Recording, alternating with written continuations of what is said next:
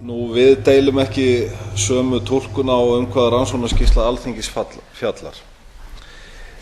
Ég held að það sé, get ég orðað, hin stóra lygi vinstri manna að það bankahruni sem varð hér á Íslandi sé einhvers konar,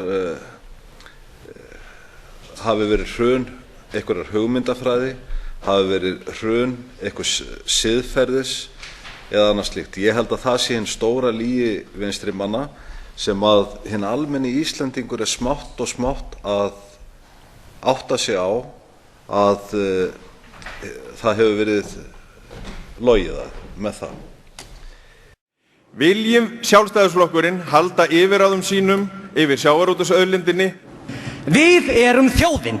Ég veit ekki betur en það að það góða fólk sem situr hérna hafi fullt lýðræðislegt umboð til þess að taka skýra afstöðu í þessu máli. Það ekki bara þannig í þessu samfélagi orðið að þegar lýðræðið og kommunismin mætast, þá skal lýðræðið víkja? Það ekki þannig sem það orðið? Jú, það nefnilega nákvæmlega það sem hér í gangi. Að þegar lýðræðið og kommunismin mætast, þá skal lýðræðið víkja. Já, það eru kommarnir í þessari ríkisstjórn sem að koma svona fram við umfjöllun stjórnarskrá lýðveldisins. Það ekkert annað hér í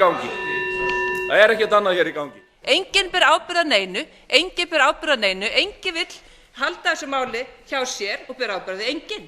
Og svo kveina menn á kvarta, eins og krakkar, yfir því að hér séu haldnar örfáar ræður. Þetta algjörlega fráleitur málflutningur.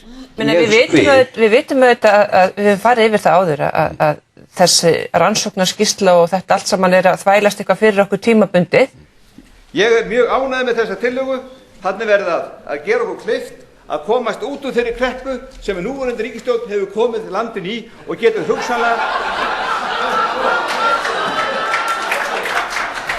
Og svo ekki síðast en ekki síst að síðan kom ég nú inn á það, glemdi nú að koma inn á það, síðan hækkað listamannalaun með 35 milljónir.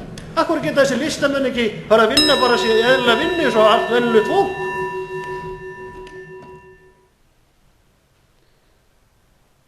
Það líka hluti af þessu, virðulegi forseti, að það verður talað búsáhaldabyltinguna.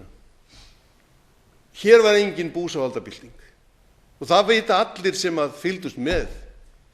Hér var bylting þar sem að þingmenn úr hópi Vinstri grænna höfðu samið við þingmenn úr hópi Samfylkingar að skapa upplausn til þess að Samfylkingin gæti vikið úr ríkisstjórn með Sjálfstæðisflokki og farið undir sæng með Vinstri grænum.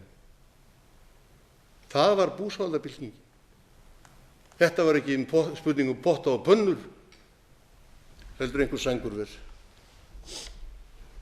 Viljum Sjálfstæðisflokkurinn halda yfirráðum sínum yfir sjávarútvegsauðlindinni?